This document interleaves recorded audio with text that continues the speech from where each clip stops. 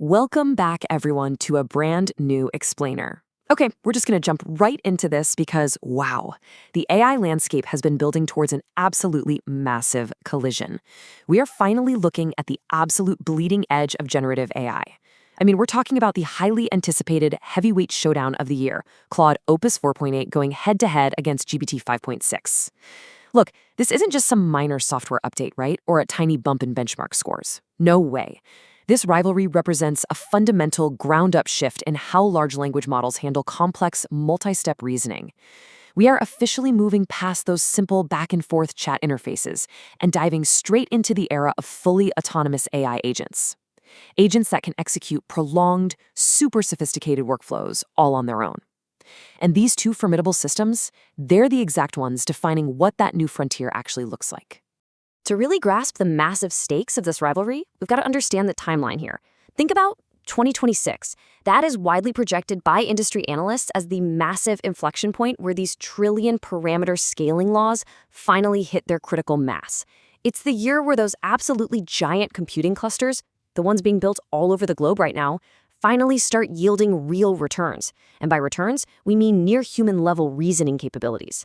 So we're looking at a temporal battleground, essentially, where the theoretical limits of our current AI architectures are going to be stress-tested out there in the wild, in the real world.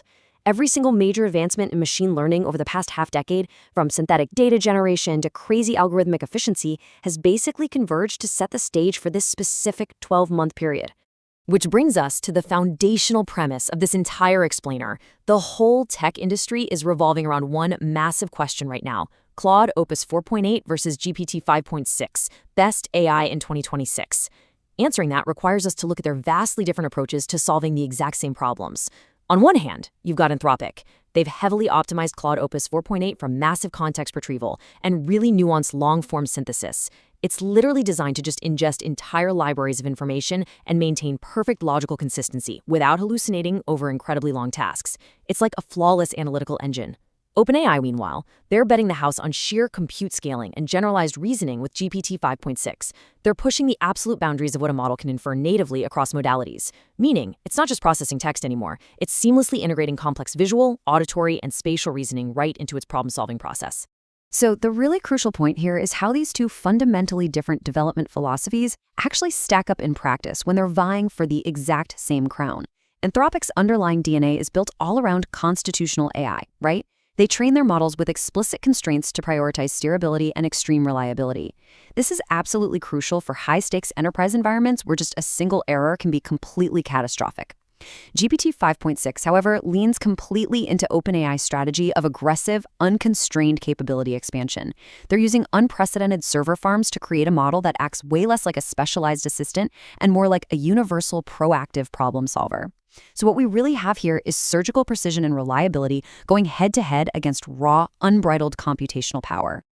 And honestly, that brilliantly illustrates why this whole competition extends so far beyond simple bragging rights or topping some benchmark leaderboard.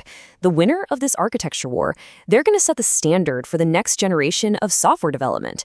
They'll completely redefine how autonomous agents integrate into enterprise automation and fundamentally alter how we interact with technology every single day. The stakes here are effectively an absolute restructuring of the entire digital economy. So as these contrasting philosophies of precision versus raw power collide, we are left with a massive question to ponder. Who takes the title of Best AI in 2020?